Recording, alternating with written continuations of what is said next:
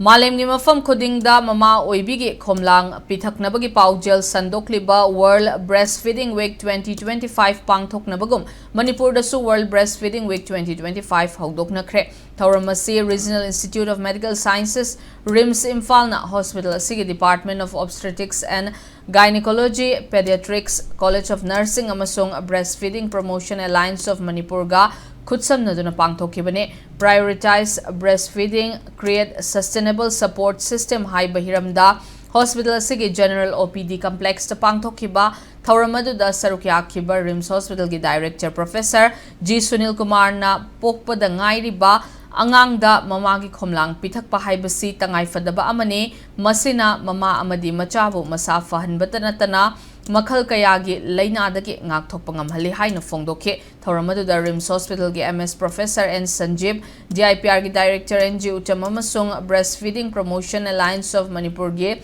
Secretary Dr. James Elangbam su sarukyaduna mama gi khomlang pithakpana angangda piriba kanabasingi matangda wangangkhi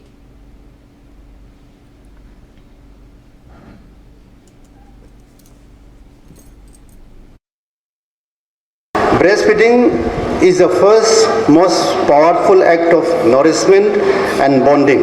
It is the natural and most effective way to ensure child survival, optimal nutrition and healthy development.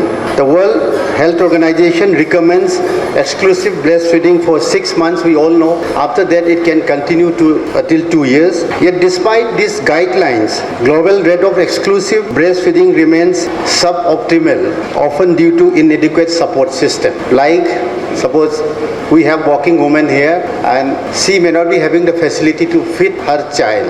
So that becomes a big important theme of this today's or this year's the observance of this week.